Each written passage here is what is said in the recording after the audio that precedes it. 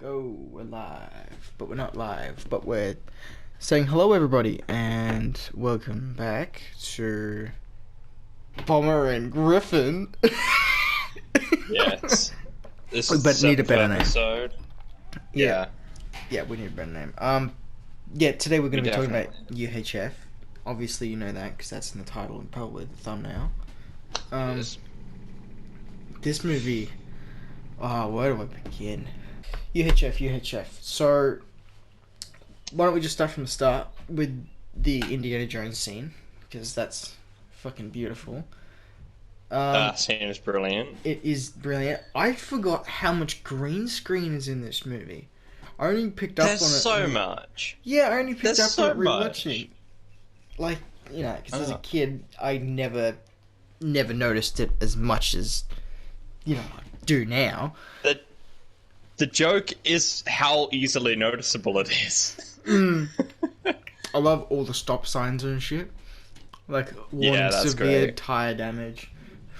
Who drives their car through there?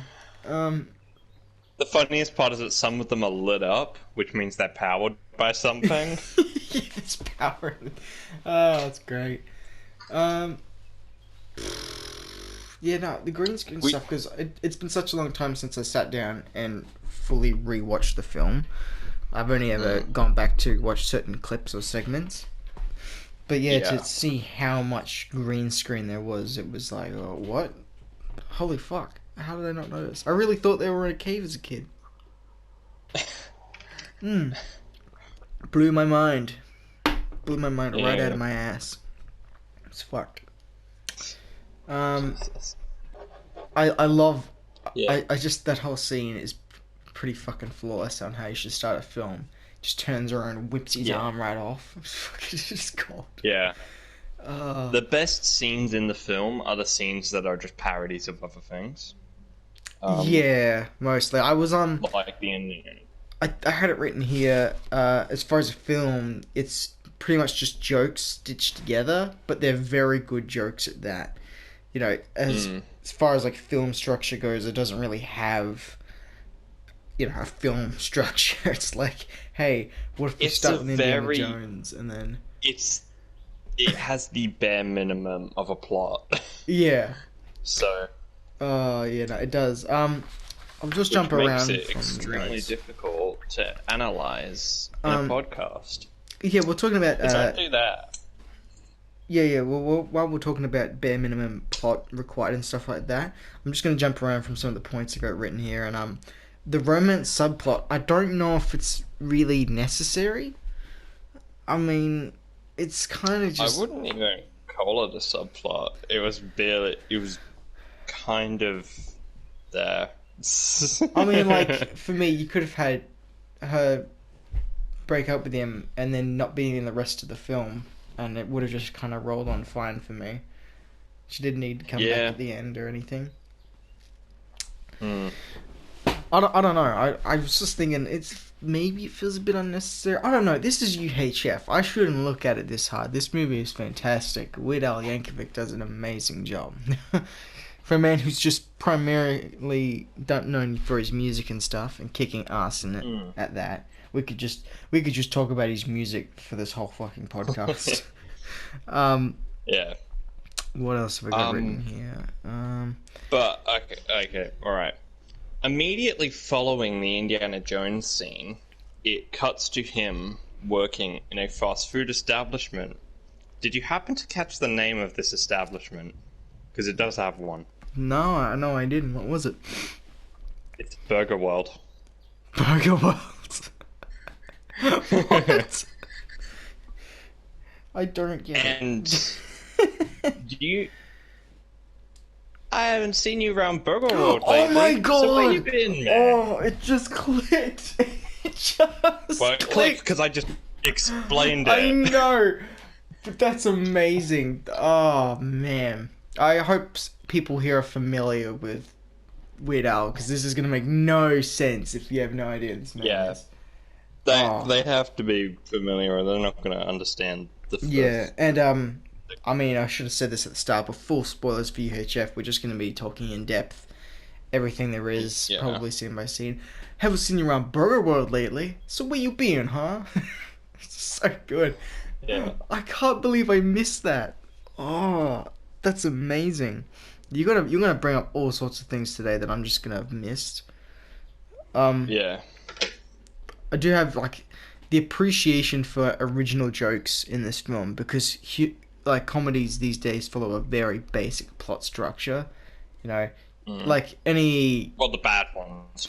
it's like every modern Will Ferrell film. You know what I mean? Like Daddy's Home too. Like they've got this very Oh, Jesus. well, I'm just saying they got this very structured prompt of like a few slapstick moments that are big here and there, and like poop jokes, crap like that. The lowest demeanor of humor, really. Yeah. But how like this one where he's like, what time is it? And then dude from the kung fu joint in the next room just punches right through the wall, and he grabs his arm and goes 7:30. That's so good. That's amazing. Yeah. I absolutely loved that. You know, shit like that. You don't see really creative stuff because it's all pre-set up. They're great. And there's also the scene when he's talking to his girlfriend about how he got fired, and then he just immediately switches topic to what's for dinner, and it's just a giant pot of mashed potatoes. He picks it up and sticks a fork in it and walks off. I love how he's just eating mashed potatoes. And then he builds the volcano. It's like, this means something. And then it just cuts. That's fucking it. That whole scene contributes nothing to the film, but I absolutely love it. That has to be a reference to something, but I don't know what it is. Yeah, I'm not sure what that is. Maybe it's was it from Dare to Be Stupid? Mashed potatoes can be your friends, something. I don't know. I remember mashed potatoes and that. I think that is a line in Dare to Be Stupid. Yeah, that's the only song I can think of. That's, you know. No, I'm not saying it's a reference to one of his songs. It might be a reference to a film or whatever. Yeah, it could be. Oh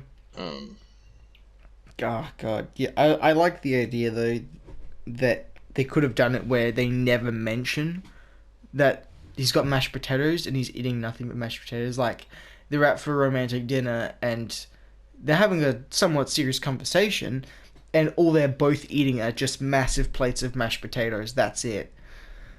I reckon that would have mashed fantastic. potatoes aren't the only thing he eats in the film, because he eats a Twinkie Wiener sandwich. That was my next point.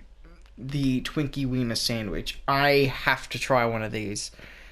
It looks absolutely disgusting. Is that mustard he pours on it? I was gonna say, it looked absolutely awful, and I thought you were gonna just flip it around and go, it looks amazing.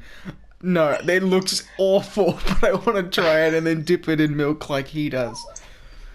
Fucking hell. He doesn't even cook the hot dog that he puts in it. It's a raw hot dog. I tell you what, if I review this film, I will eat a Twinkie Wiener sandwich when I review it. No, you have to eat 7 of them, because that's how many he had to get the right take. 7? Are you serious? Yeah, he had to eat 7 of them, and then he went vegetarian. Then he went vegetarian. Twinkies Wiener sandwich will make you vegan. That's what that should have written. Yeah. I don't know if those two things are connected, but IMDb seemed to think that they were. Because they were listed as the same fact. Oh God. What else did I have here? Oh yeah, we got the Joker reference. We both. Yes. It wasn't one person who really found this. We both thought the exact same thing when rewatching the film. That it. But I sent it to Blake first, so that means I can take credit for it. Yeah, he can take credit for it. I don't care. It's still good. Why is that doing in the film?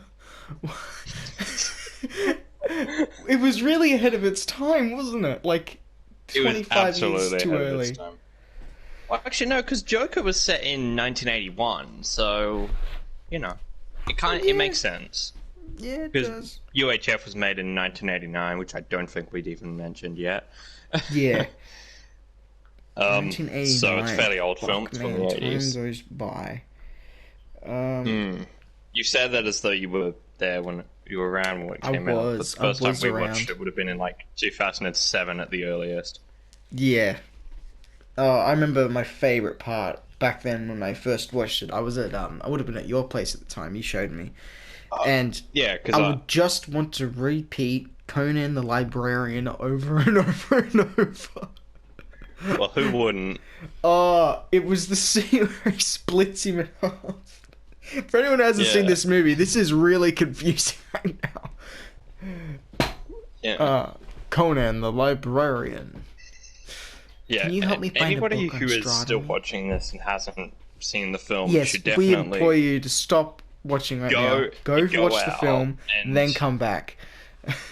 And hear us all talk about it. Go out, find a legal means of watching it. Yes, a very legal means. Do so.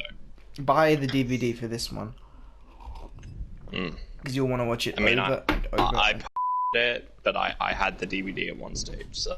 Oh, what was that? It just bleeped out then. That sounded illegal. I don't know what that was. That was... Shit. Yeah. I don't know what you said there. I'm sorry. Just drop the link in the comments where you can find it. It was... Like, internationally, it had a different title. Where is it? Yeah. Yeah, it's the video from UHF. Yeah, the video from UHF. Because that's what I always knew it by that, because that's what it said on the cover. Yeah. Because I own the DVD. So why did you bleep it then? Because it's scratched to fucking hell. No, that's fucking sad Which is when very that shit sad. happens. So, it stars David Bowie. It does not. It does not, but I sure thought it did for a second. Nah, David Bowie wasn't the one I was surprised by. It was that guy who looks exactly like Al Pacino. Which guy But was that's that? not Al Pacino. He's the guy who gets the staples in his face. Ah, that guy. I thought it was Al Pacino and I had to Google it.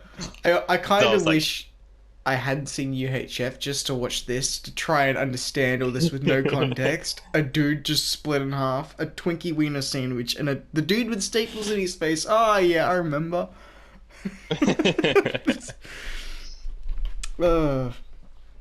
What else did I have in notes? I think one of the only things that doesn't work for me is the music video just randomly placed in the middle. I actually skipped over that because I prefer the original over that. It's like the only Weird Al song that I prefer the original over. Yeah, it just... Which is the Dire Straits. Well, for me, it's not even Unless that we're thinking of a different one. Yeah, no, we're thinking the same one. But it's not even that it's a good parody or not. It's just that it's really jarring and jolts the pace.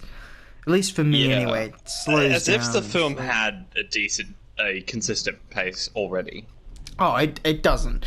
But this is the only time I felt it. Like, why is there a music video cut in the middle of this? Yeah, I movie? noticed that even when I was watching the film back when I was just a ween, Yeah. knee high to a grasshopper. I was.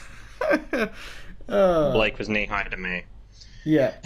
Yeah, no, I was not at all kid. But yeah, it was just that scene always bothered me. Rahul's Animal Kingdom is probably one of the most underrated scenes in film history. It absolutely is. Rewatching it and studying it with my film knowledge, when he's talking about like the turtle and stuff, it's when he gets close to the camera and his eyes are pointing in separate directions, like Pennywise from It, like the new films. It's like, what the fuck is wrong with this guy? Look, it sticks. Or are you really mad now? Turtles do that. Yeah, no, but their And nature also, is suction ants cup. will get incredibly mad if you destroy their homes. Yeah, and poodles can fly. Yeah. Come here, Fifi. Sometimes it takes a few tries for them to get it right. Yeah, the pile of fucking puppies. Jesus. But I'm bringing up that because like 20 odd. I'm bringing up Rahul's Animal Kingdom now. I've watched the little clips like that and Spatula City, Gandhi 2, all that a billion times. I was going to actually mention the Spatula City is one of my favorite things in the entire film. Yeah. But that scene comes up before the station is good, which confused me. Like, it's for the first half of the film, the station's a failure, and it plays all these dumb things from it, like I forget the guy's name, but it's like Crazy Dave's used car dealership, which is also awesome. And that's what I completely forgot about when I was rewatching it. You have to club a seal to get a better deal. You don't come down here in 20 minutes, I'm gonna club this baby seal. That's right. It and then be Weird funny, Al and his friend are just watching it in horror.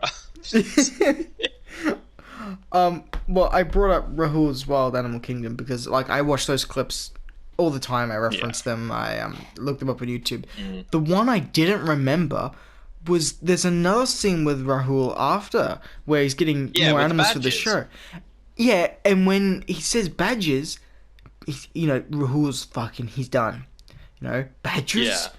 We don't need no stinking badgers. We never find out what his problem is with badgers.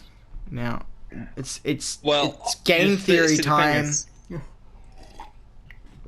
I know for a fact that's a reference to something, and I know I've seen what it's a reference to, but I can't actually remember what it is. Well, I thought we could just have a couple guesses of what the fuck, why he doesn't like badgers.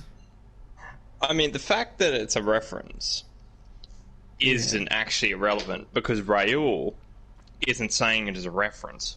He's saying it because he does not want to deal with any fucking badgers. And you know what? I can't blame him. Yeah, but he'll deal with flamingos, he'll deal with everything. Except badgers. Do you know how hard it is to kill a badger? I'm pretty sure it's like fucking impossible. You do like a proper shotgun to their head, that's it. Do you want... No, even some... They're actually somewhat bulletproof. I can't remember. Are we getting like badgers mixed with armadillos? I can't fucking remember. No, we are talking about badgers. Badgers kill lions and they bite their balls off.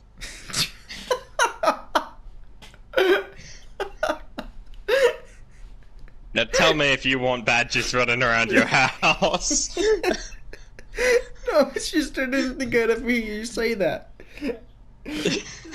Badgers bite lions' balls off. What the fuck is that? The Stanley's mop, things like that I didn't remember, and it was when he's seen his mop again, and he just turns around and smacks one of the goons, and he fucking flies. That part broke me, and then all of a sudden the mop's making lightsaber sounds when he's swinging it around. Mm-hmm. Oh, that was beautiful. Fucking beautiful. It was actually kind of jokes like that. Oh, well, not the first part where the guy goes flying. I still found that kind of funny. But it's when he stands there and just makes lightsaber noises for a couple seconds, then he leaves. With references like that, rewatching it, I was kind of like, alright. For me... Because that's just a reference for reference's sake. It's not a joke per se, but I just... It caught me off guard, that whole scene, because I didn't remember it at all. It absolutely did. This is one of the only other things I wanted to talk about, was the UHF TV schedule. What the fuck is on this show, and what would these shows be like? I cannot imagine. So we've got Stanley Spadowski's Clubhouse. Of course, we know what that is. Yes. If you've seen the film, you know what that is. Yep. It's like the worst show that we actually see. Yeah. Traffic Court. I'm not sure what that is. I mean, it's probably like Judge Judy, but for traffic violations. Maybe, yeah, that sounds about right. That sounds exactly what it is. From 6:30 to 7, we have My Three Mutants. Don't know what that is. It might be related to parenting. It could be. It could be like Parenting, Master Splinter Chernobyl. after one of the Ninja Turtles die. My Three Mutants. It's the spin-off show. Yeah.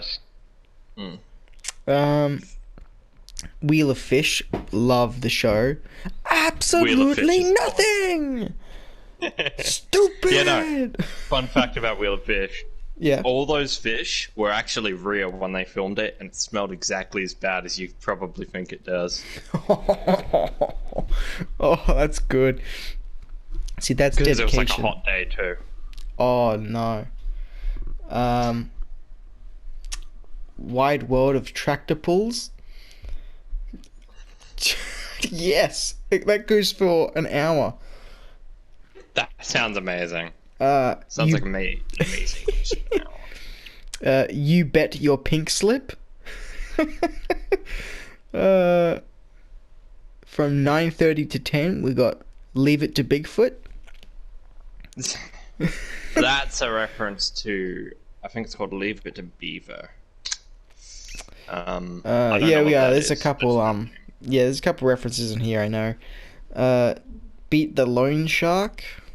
I think that's one of those like Shark Tank, fucking. Well, no, that just sounds like a group of people getting around and beating the shit out of a loan shark, which sounds fucking awesome. How long does that one go for? That's just a half an hour one from 8 to 8:30. Druids on Parade. That goes for an hour. Oh yeah, that's the one that I actually mentioned in the film. The Lice is Right. So, obviously a play on The Price is Right, but what would this show be like? The Lice is Right! I imagine they just give a bunch of people hair lice and then just, see what they do. No, some man goes up against the wits of another man's lice that's in his hair. And every question, the guy host holds his microphone up to his hair and the hair will give the correct answer. The lice is right! Yeah. Got Buddha Knows Best. That runs for an hour. These get better, by the way. I'm just saving the best ones for last. You got That's Disgusting. That goes for an hour. Volcano Worshippers Hour.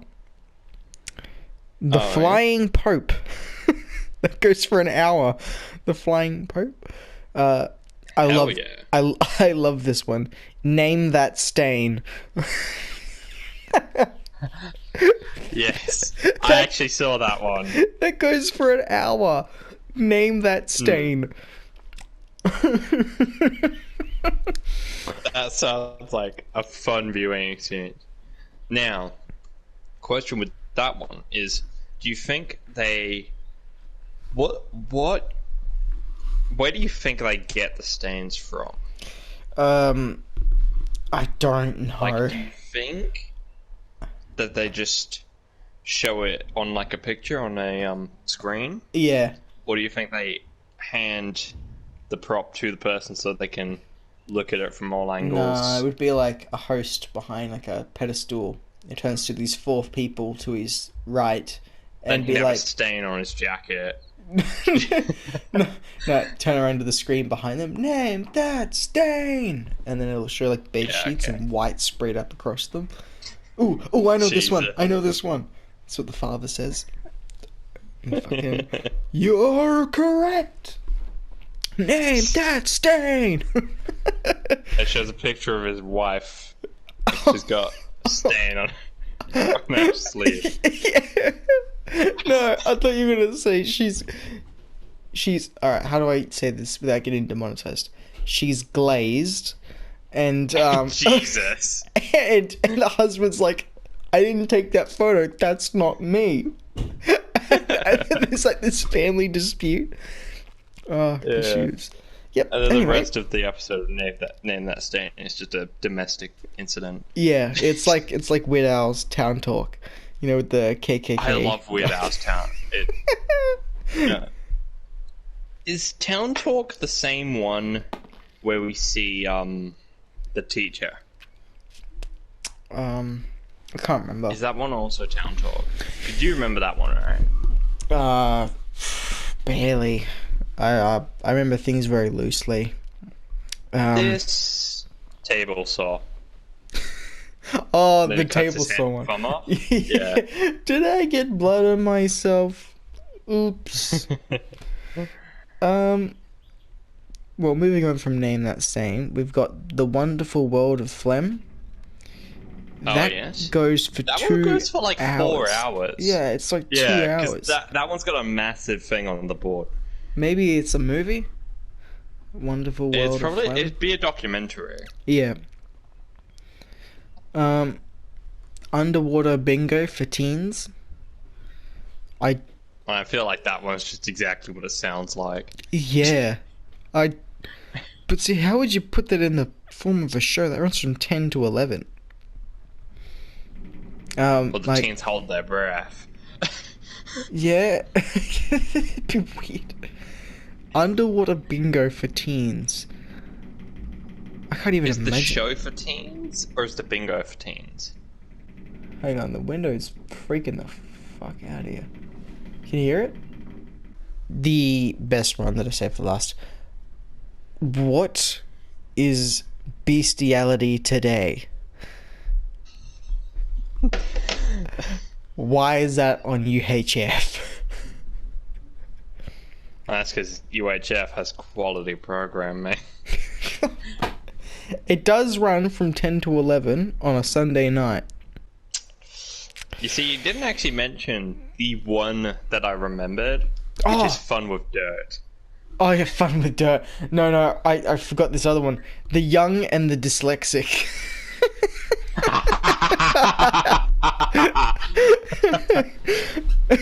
That runs from 10 to 11 as well on a Thursday night. Fucking awesome. The Young and the That sounds Dyslexic. brilliant. That sounds really fucked up. The Young and the Dyslexic. I feel like we should mention the Rambo scene. Because it's... We should definitely mention the Rambo scene. Yeah, because it's... Because that's actually the only scene from UHF that I've seen people reference. It's... definitely one of my favorites from being a kid. Yeah. And it's still one of the best scenes in the film. Yeah. It's amazing. Everything about it, like how he looks through the viewing hole on the cell door, then it pans out and you see that the cell door is actually a cage, so the viewing hole makes no sense. It's so good. There's so many things, like, there's jokes that flew over my head that I picked up on only yesterday, which is when he's about to fly from the chopper, but he adjusts his rear view mirror. Yeah, no, I noticed that one. So, I think the question to be asked, really, with UHF is, does it still hold up really well? It's a comedy. I definitely think so. But I reckon some jokes are probably dated. There's some things that just don't land. But yeah, it's ratio to what lands and what doesn't. We have nostalgia for a lot of this. Yeah, definitely. But it's... So... If anything we've said so far appeals to you, and you still haven't watched this fucking movie already, go out and see it. You should. If any of this has intrigued you, it's worth watching. At least once. Now, on a related note, Stanley Kubrick's The Shining. No, I was gonna ask. So... Earlier we mentioned it off camera that there was a very subtle reference to The Shining in UHF. It isn't subtle. It isn't subtle? I don't remember ever seeing it. It's after the Rambo scene, which made me think of it. It's when Weird Al goes to get Stanley and he's being helped by the guys. He literally just says red rum and does the finger thing. Oh, for no yeah, reason. right. It's the worst Fucking... reference in the film. It's like the laziest one. It makes no sense. But that was the first thing of The Shining that I ever saw. Yeah, well, for me, it was. I'm pretty sure I've told you this before, but I'll just say it again for everyone else. You mentioned it was the Simpsons episode. Yeah, it was the Simpsons Chess 4 episode. Yeah, because I know for a fact that I watched UHF before I watched that episode. Oh, you've got The Shining. You mean Shining? You want to get sued? Yeah. It's fucking brilliant. Such a good joke. We just passed about half an hour, so that gives us about an hour and a half to talk about The Shining. Which... Oh, well, we could be here talking about The Shining forever. I just want to wrap up on UHF if there's anything else to really talk about with this movie. It's worth seeing. I don't... It's definitely worth seeing. The scene when he breaks into his girlfriend's house and leaves all the balloons and everything. When I watched that scene, I was just like, that is such a dickhead thing to do. It's really weird and creepy. Yeah. I don't know, it's just like, what the fuck? This dude's some crazy she has to take all that stuff down now. Yeah, I really feel like you could do with it subplot, thinking about it again now, yeah. It's just... It's not necessary. I don't really get too many funny jokes from it other than Al smashing his head against a kitchen bench going, stupid, stupid. Yeah. And it's not even like it's one of the better jokes in the film. No. There are so many better ones. Oh, there is some amazing stuff. Well, you said it earlier, the best stuff is when he really full parodies another movie. He's in his daydream sequence fucking mode.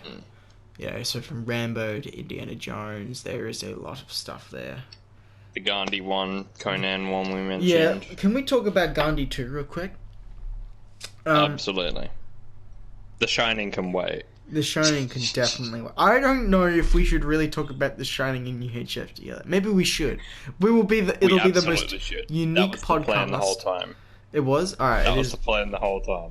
Okay, well, we're talking about The Shining after this then. I can't imagine the title and thumbnail. I don't even know what I'd do. I'll figure something out. Hopefully it looks good. That's your problem. Yeah, it sounds like a me problem. I'll figure it out. Gandhi 2. No more Mr. Passive Resistance. He's here to kick some ass. And he also knows how to party. I'll have a steak medium rare. Oh, it's brilliant. Everything about that scene is fucking awesome. He pulls up to the fucking club in like a Ferrari. Yeah, he jumps out the fucking roof of it. It's great. Now, man. I know it seems stupid, but because of this movie, I learnt about Gandhi. Hang on, there's pop-ups on my fucking computer. Yeah. Bear with me for a second. It'll go away in a moment. Okay, I think that's it. Yeah, I had no idea who Gandhi was until I had seen this film. And it being Gandhi 2, it helped fucking let me learn about there being a first Gandhi movie to begin with. I haven't seen it. Have you ever gone as far to look? 1982 classic trailer. Oh man, I really want to watch this. I'm not putting it up on the screen though. Wait. Are you actually... Do you not know who Gandhi was? No, I didn't until I'd watched UHF when I was a kid. That was the first I'd ever heard of Gandhi. Alright. It was like Gandhi too. I'd learnt that he was... Okay, The Shining can definitely wait now, because this... What do you know about Gandhi? He was all peace and fuck war. He was vegan. Okay. He was, love, life, caring. He was a monk, all that stuff. Alright.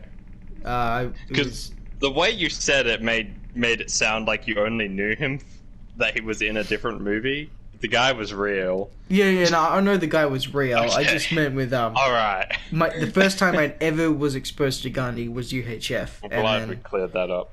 Yeah, it being Gandhi 2, well, that obviously meant there was Gandhi 1, and I have never actually gone out to look for anything, and I found a trailer. And it's fucking hell, it's 5 minutes and 40 seconds. No, fuck that. Too long. How long does a trailer need to be? It's probably for a documentary about. Can we talk about trailers for a minute nowadays? Because they just love spoiling the entire film. Everything. Yeah, there should be more trailers, like Hobo with a Shotgun, where they like just burn 20 kids. It's like it's like with the new Sonic redesign, which I would like to talk about as well. How with the new trailer though. Oh, you haven't seen it yet?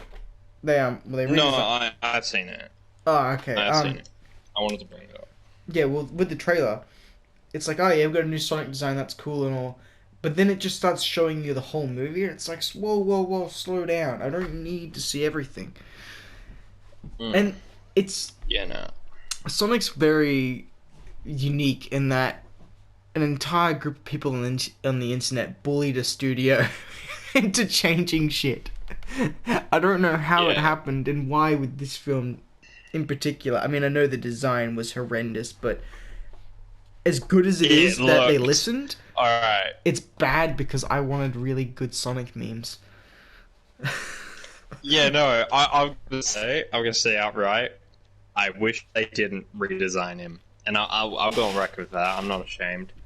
I wish they just stuck to their guns, because everyone's acting like, oh yeah, Sonic's been redesigned. It's gonna be such a great film now. It's gonna be terrible, but Sonic's gonna look alright. The movie was already completely shot and filmed. It was just changing the VFX and shit like that. You know, but like everything in the trailer is just cringeworthy. Oh yeah, it's just like the movie's gonna be terrible when people are acting like just because they listened about the Sonic thing, they're ignoring the fact that it's gonna be an awful film. Yeah, well, I can tell. It's not going to be great by any means, but it's gone from so bad that it's funny to just an average family film, and that's forgettable, you know. And I don't want that. That's the could have been average is the worst thing a film can be. Yeah, I know, and that's where it's on one hand it's really great that the studio decided to actually listen to feedback and do something about it, and I'm glad that happened. But at the same time, I really wanted to see the disaster that was going to be, because we will never see that now. We'll never see that original movie, which would have been... I want to see the original cut. Oh, man. I really, really want to. Yeah. Do you think they'll ever release it? Do you think they even kept it? No, I don't think they kept it. Yeah, I know, and it's a shame, mate, because now when you really think about it, oh, fuck, I'll never get to see that. Shit. Because that was the... That was what made the first trailer fucking hilarious. It was none of the jokes. It was just the meow, and he looks like a fucking human. Oh, it's his teeth. He had like a full set of teeth. It was weird. His hands, it weren't gloves. They were just actually white. It was. Yeah. It was weird. It was weird looking. And his eyes were tiny. God. And they were like half a foot apart. Oh, it was horrendous. Oh man. It's just a problem because it's a good and a bad thing that it's changed. It does look in Paramount. I'm pretty sure it's Paramount that are producing this. Yeah, it's Paramount. To their credit, it does look so much better. It does.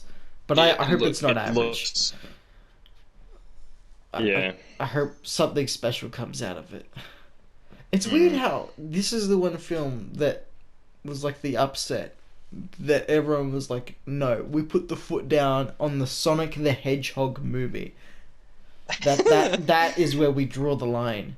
Okay, fuck up Justice League, but don't fuck with Sonic. You know? Well, I don't think it was just that. I think it was because everyone was just like, this doesn't even look like Sonic. Yeah. He's blue, and I mean- I think he's wearing shoes. Yeah, he's wearing shoes in the new one. Yeah.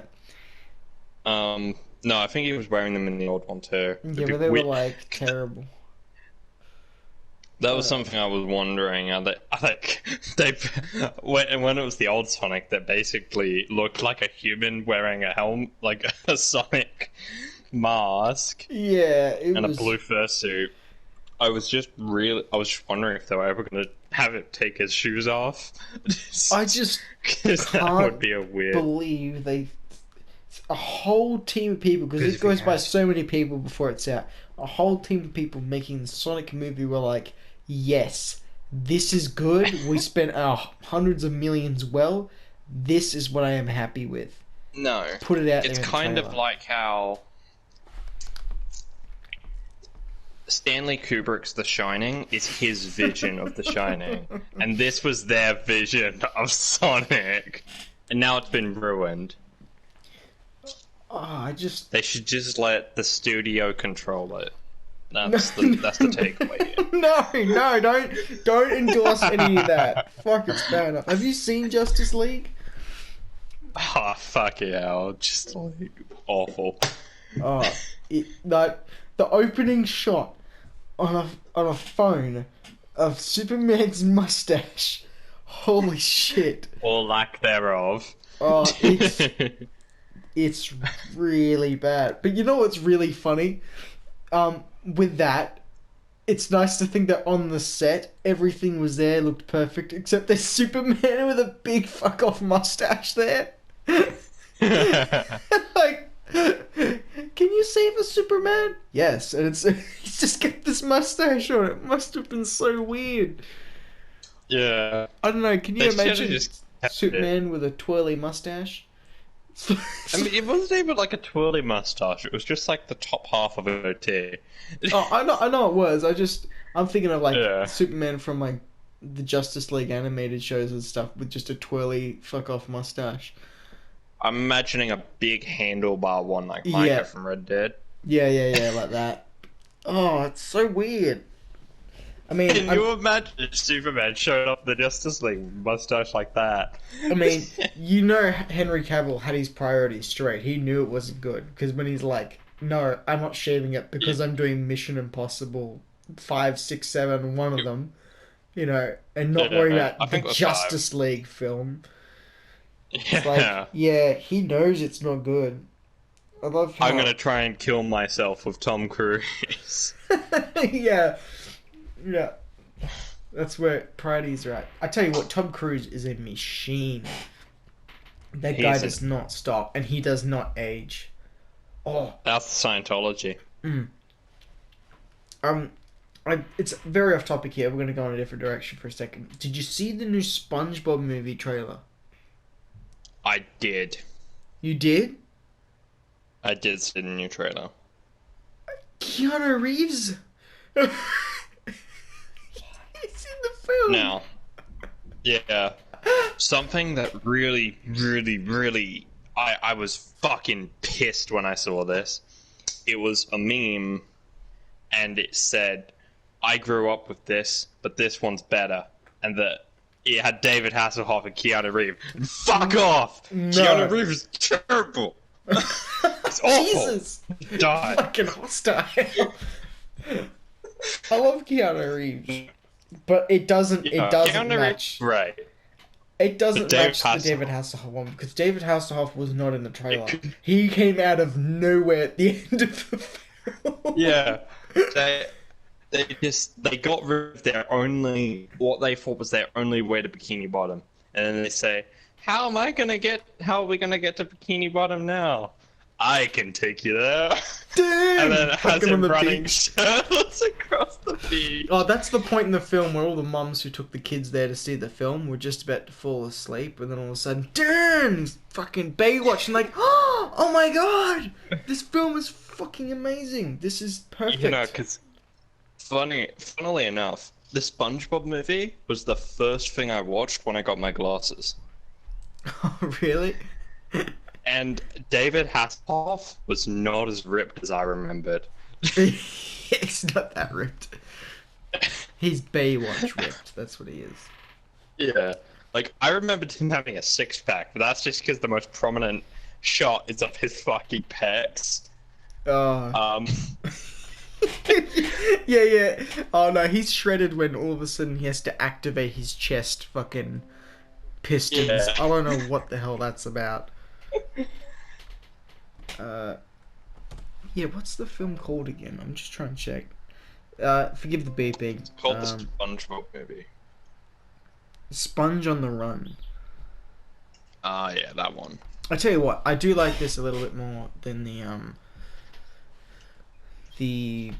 Like, the last one they did, Sponge Out of Water. Like with the animation, I kind of, I don't know, I dig it a bit more. yeah. Actually, I dig the 3D animation. The thing with Keanu Reeves is like, what was in the trailer is probably like most of what he is in the film.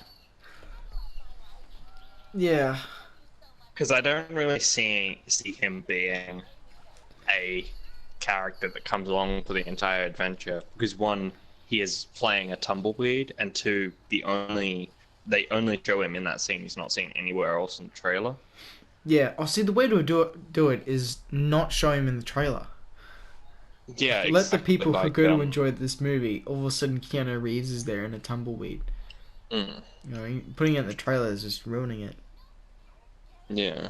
Because it's very much like, hey, look, Keanu Reeves is here. Everyone loves Keanu Reeves. You should fucking... Yeah, everyone's like, oh, hey, you look excited for Cyberpunk 2077. Come to the SpongeBob movie. Yeah, they just seen that how well that did. Yeah, no, it's just because it's inside. It actually does. Wait, what? Patrick means toaster in Celtic. That's actually true. I can Google it. Really? I don't have any. Oh yeah, it straight away goes to SpongeBob gambling straight after. He's just full gambling in a casino. Kids film. Oh yeah, I love that. Very. I mean, if you were to want to do a really good SpongeBob movie, don't give it a great budget. Like, go back to straight up drawn season 1, season 2 animation, you know, and just do the whole thing like that. I mean, the 3D animation doesn't bother me so much. Oh, it's not that bad. I mean, it looks fantastic. It looks pretty good. But if you want to really feed off people's nostalgia and shit, I mean, I don't really think that's what it's for. I think it's more for the kids who watch SpongeBob nowadays after it got bad. Ah, man, that fucking just upsets me. I miss SpongeBob. Yeah, no. I miss the bubble stand. I've actually been watching SpongeBob on Netflix. I have too. I did before I came back to Victoria. I was watching it and I was like, I'd watched the first like 2 or 3 episodes that are on Netflix, and I was like, there is one episode that I really, really want to see, and I was just waiting, and then after the next episode, like literally the one right after the one I was watching, yeah, comes up, the Boat Smarts, and Boat Smarts, the best. Yeah, well, I saw it in like it was season 7 to 9 or something. I was like, is there anyone here I know? And then it was like, hey, friend or foe, and I was like, I know that one. Yeah, no, because Boat Smart is the driving the instructional driving video. Yeah, where it has the scenes of Squidward fucking dying. Yeah. Yeah, I like SpongeBob when he's just in his good old-fashioned 2D animation, and they get really creative with like, remember I like when they have like random, just very short clips of just live action, like in the Boat Smarts when it has the real cars crashing. That's what I'm saying. It's brilliant, and I really if you can remember, there was an episode where he got like really muscly arms. He bought muscly arms, and yes, I remember. Before that, when he's just trying to lift the bar with the 2 teddies on each side, like the type of frames they painted in animation to make it look the way it did, it looks so much more lively and active. And you can get away with more in animation than you can if it was, you know, in a 3D world type of thing. If it makes sense to anybody, I'll try to see if I can. Yeah. Yeah, I'd rather see a whole movie. Did you hear that they're going to release a Squidward spin-off? No, that. Why would they do that? That was my first Like, one, Steven Hillenburg said before, he died that he didn't want any spin-offs of the show. No. So, one, disrespecting a dead man's wishes for his creation. And two, why did they need to make a spin-off show? Just make more episodes of SpongeBob about Squidward. Yeah, That's all you need to do. Yeah, watch the first 15 seconds of this. Yeah, it's really good. Sandy's arms. Anyway, we'll keep away from that because everyone else can't see it. I'm not putting videos in anymore because that's way too much effort for me. Yeah, the state of SpongeBob is not good, and the sad thing is it's not gonna reach what it did. But with those original, it was 2 or 3 seasons, was it? I can't remember how long Hillenburg was on there writing for. I think it was 2. I'm not sure. Yeah, don't quote me on 3. anything here. Yeah, but it was just the way even the characters were written, because now they are their stereotypes where SpongeBob is annoying and little and laughing constantly. Squidward that's always is just grouchy and a pain in the ass, you know what I mean? But an excellent episode to explain how it's different from the old stuff. And the old stuff, the Krusty Krab pizza is a perfect episode where it's kind of got a bit of those tropes, but at the very end when SpongeBob's upset, Squidward turns around to actually go, shove the pizza in the guy's face. And that doesn't happen anymore. Squidward is just flat one-dimensional, and so is the rest of them. And that's the problem with it now, is they're not Squidward people. Doesn't like SpongeBob. Yeah. And he never really has.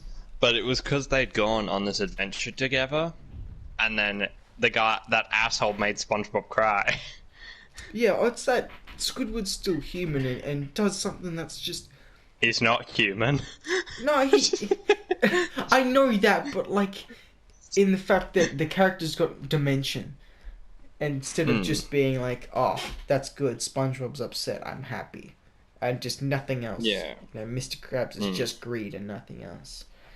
Where they used to just have a bit more to them all the time. And especially, creatively with the animation and, when they do those hyper-realistic frame shots all the time. Yeah, when they get really close up. Close up, it just makes something look disgusting and horrid. It's fantastic. I mean, Mr. Krabs has always been kind of motivated by greed, because there's that episode when he gets rid of SpongeBob, he gets this different cook, and then the entire Krusty Krab just collapses, and he sells Squidward to debtors. Oh, God. I just sent a screenshot of the thing how he explains it to Squidward. Hang on, it's not loading. I don't think I'm going to be able to check it. Well, That's right. what Mr. Krabs says is, they keep you, I keep my kneecaps. Jesus. Oh, shit. How are we doing for time at the moment? We have, give me a second, I'll bring the timer back up. We've hit 57 minutes, so we were supposed to start talking about The Shining half an hour ago. Alright, we'll talk about The Shining a bit. If we really want to talk about it, we can do that another time. We can, because it's, with The Shining, it's so involved. There is so much to talk about, from the stupid theories in the movie Room 237. Yeah, I haven't watched Room 237 yet. That's what I'm saying. We can talk about it more in depth there. Yeah, it's just that. Yeah, as I just said, it's so involved. There's so much to talk about scene by scene, and I feel like going from UHF and SpongeBob to The Shining by Stanley Kubrick and slowly going insane. It's a bit fucking a bit of a jump, bit of a contrast. We'll try to keep this one a bit lighthearted. All right. We'll jump to Stephen King's The Shining. Which is awful. Have you seen it? Wait. What did you say? Were you saying Stanley Kubrick's one? No, Stephen King's The Shining. Yeah, Stephen King's. Yeah, no, it's more faithful to the source material, but it's not. Which means it's awful. It's not good. I really like what Stanley Kubrick did with it, because it's not. Yeah. It's not the book. It's just taken a very rough, like beat for beat, like his Act 1, Act 2, Act 3, and then just kind of run with it his own way. And I could just sit here and talk about some of the cinematography in that film and the way some of those shots are done. Dude, they're just amazing. I mean, the film, more than anything, is excellent at building tension. Constant, never-ending tension, because there's no big jump scare. You know, the big jump scares is when it's Tuesday. Dun! Oh, Jesus Christ! Whew, Tuesday scared the shit. My worst enemy. Well, Tuesdays. Tuesdays. Ooh. But see how, like, when that happens, you realize that you've been on, like, edge for so long, and then all of a sudden it'll just, bam, Wednesday, and it's like, oh, God, that's the jump, you know? And you shouldn't be jumping then. It's the least... There's just so much done there to make... You know, and they're never big scares. They never just have a very blatant jump scare to deliberately make you jump. You know, it's very much... Yeah. Here's... Like... Yeah. Like, we're not going to do the thing biggest... that's tropey and scary. We're just going to slowly make you uncomfortable. The only thing I could consider a scare, and, like, not just Tuesday, but, like, an actual scare, is the scene with the little girls. Cuts and hang on. Up. It's just the... Yeah. Alright, we're good. We're good again. Yeah. You see with the girls, yeah? Yeah, the scene, and it just cuts to them packed up. Yeah. Dead, and then, like, for, like, a second or two, and then it cuts back. It's not even that long. It's like half a second. Yeah, no. I look at it like... Instead of just... That's why all my charges are teeth marks, and get away from that. Instead of going out for something that's deliberately scary, you know, to try and terrify you, make you jump, you know, to walk away like you've seen a scary film. It's more like Kubrick's gone, let's just show you some really disturbing shots. You know, to just put you on edge for the whole film. Let's admit that I helped fake the moonlight. Yeah, yes, of course. That's exactly what happened. It was just an apology for the moon landing being faked. Just a shame. You know. Yeah, Stanley Kubrick did help fake the moon landing, but because he's such a perfectionist, he went to the moon to fake it.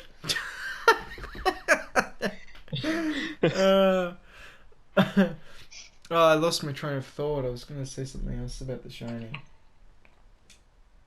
I can't believe we're actually talking about The Shining. The fake moon landing was shot on location. No, just some of the shots that are there to deliberately put you on edge. It's like, and it's one of my favourite scenes in the film where I think it's Wednesday or something. It's a Wednesday. And it just starts You're going to have to be more specific. Yeah, I know. It starts with Danny and... Oh my God, I can't remember. Is that when he's looking out the window? It's when he's looking out the window. It starts with them running in the snow, and then it just cuts to him, and you can't, you know, the movie doesn't spell it out for you. It lets you kind of come up with your own mind. He's like, I want to murder the fuck out of there. Well, you know, is that... Because the thing is Stanley Kubrick doesn't do anything by accident. It's there for a reason. And it's like, why did he put that there? You know, what's happening? And you know, it's always left up to interpretation, and I love that. But it's one of those scenes where... I presume we're talking about the same shot where it's just Jack staring blank-eyed out the window at them having the snowball fight. Yeah. Yeah. And that actually, because ever since we even mentioned offhandedly, like months ago, that we might talk about The Shining, I've been wanting to bring up the fact that the whole all work no play makes Jack a dull boy thing, you never actually see Jack working. Yeah. Yeah, there's a lot. There's so much. Which makes because that's not an original thing that was made for the film. That's half of a poem that was already pre-existing, and the second half is all play and no work makes Jack a mere toy. Which I think fits better. Yeah. Because in a way he kind of became, or in the book it's a bit more clear he became a puppet for the hotel. Or a toy of the hotel. Where I reckon horror movies work best when you don't know what the fuck is going on. You know? Horror movies work best when they came out 40 years ago. No, but like, something like The Shining is more terrifying than Jaws because you don't understand the fear, like where the fear is supposed to be coming from. You know, it's like there's rational fear where there's like a lion in front of you and you're like, fuck, I'm going to get shredded to pieces. But it's scarier when the lights are out and you don't know what's in front of you coming to get you. You know, your mind comes up with the worst possible thing. You know, what's scary to your own mind. So when The Shining doesn't give you definite answers and leaves it up to the imagination, well, everyone thinks something different, but it's the worst that they could think of. Yeah. Yeah, and that's what makes it good. The funny thing is, I've never really thought The Shining was that scary. I've never really been... It's just suspenseful as shit. It's the only movie I watch, and every time I leave, if I'm like from start to finish immersed watching it, there's no distractions around me, I'm on my own and it's late, as soon as I turn it off, I'm not scared or terrified, but I feel uneasy every time. I'm on edge, and it's like, I didn't feel comfortable, you know? It's like something, because I don't get it. There's no answers. That's good. You know, it's like that photo, what does that always mean? Was he always the caretaker? I don't know. You know, and you've always been the caretaker. Yeah, things like that, and you know, Brady and, but see, like as you said, Grady. Sorry, I don't know where my head was at. All right, something we have to talk about is why was the butler carrying around champagne glasses of or like custard? Was he? Because when he spills it on Jack, it's like a thick yellow liquid. It's not like it doesn't look like alcohol. Are you sure it's not like one of those looks like cocktails? Custard.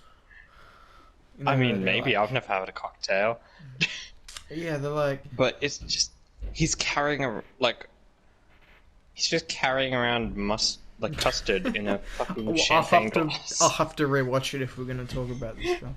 I mean, we already are. Yeah. We might as well just keep going for a bit. Where was I? Unless you have something better to talk about. As you said, it makes more sense in the book that the hotel is more, is possessing him or whatever. Yeah, that is explicitly stated in the book. Because Jack is, in the book, Jack is a representation of Stephen King and how he wants to murder his children. Oh, yeah. That sounds like a joke, but Stephen King actually said in an interview once that he has considered murdering his children. Jesus Christ. I'll tell you what. I'm like, you know... Okay, it's a little off track again, but I reckon what we should talk about next week is the film Sleepwalkers by Stephen King. Have you ever heard of that film? I have not seen it. I've only seen 3 films by Stephen King, and that's it. Oh, technically it's a film, but it's like you are in for a show next weekend. I've seen Maximum Overdrive, which is a fucking show, and I've seen Stand By Me, which doesn't fit in at all with those other 2. Because it's actually a good film. Oh. God. Sleepwalkers. We should definitely talk Sleepwalkers next week. Yeah, I have not seen it.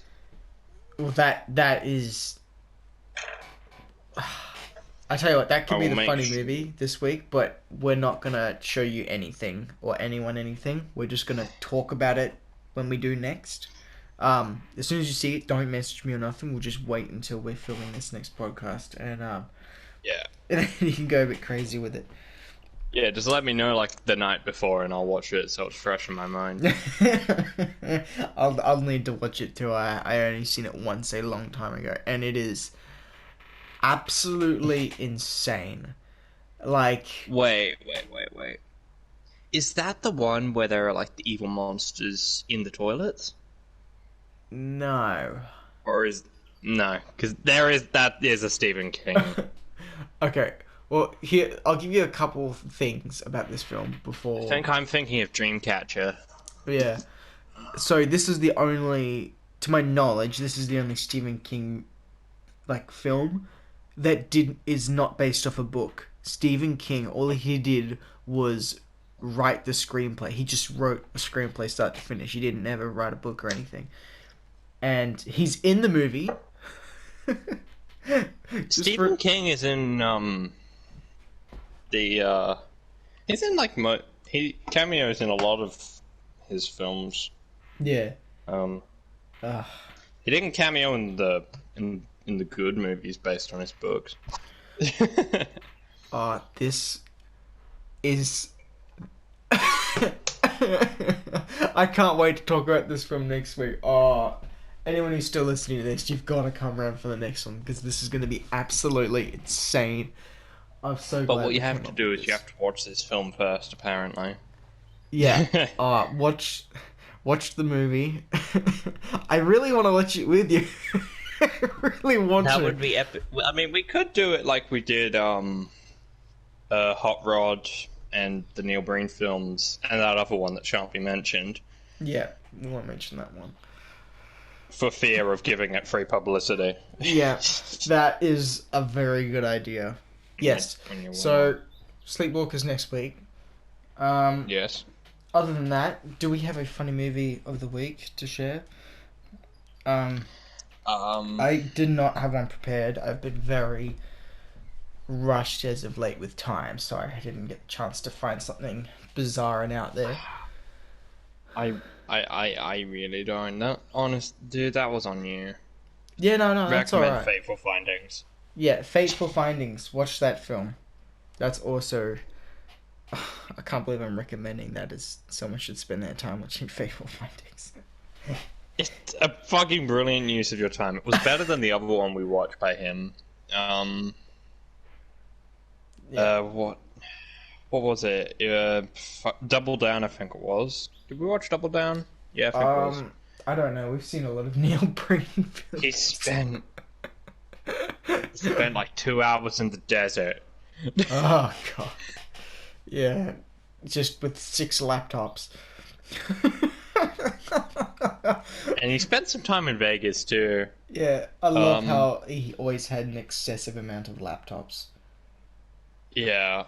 And I love how also none of them were ever on. You never see a laptop on, which means they're all broken. Alright, well, for Funny Movie of the Week, any Neil Breen film, watch that.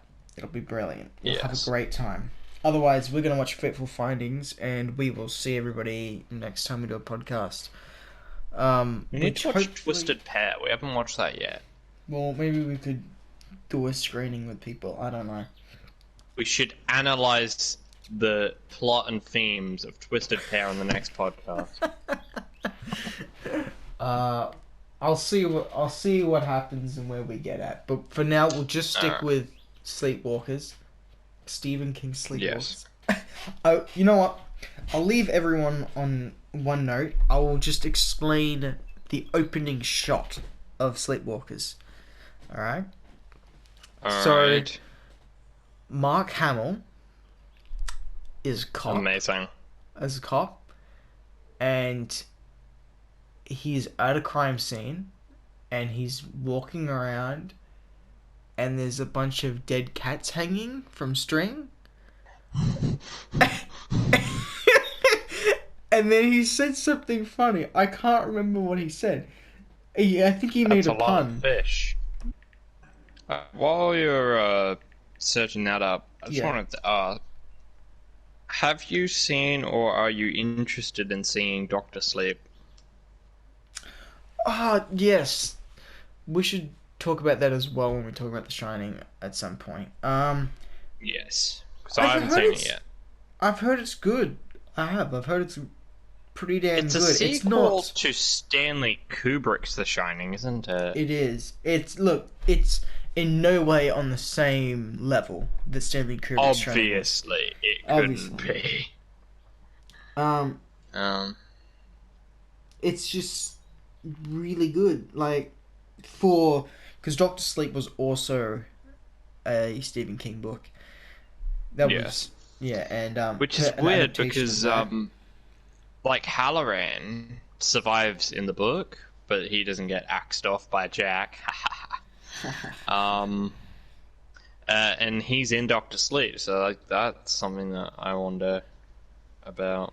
Like how that's something I wondered how like how that, because it couldn't be entirely book accurate. Yeah.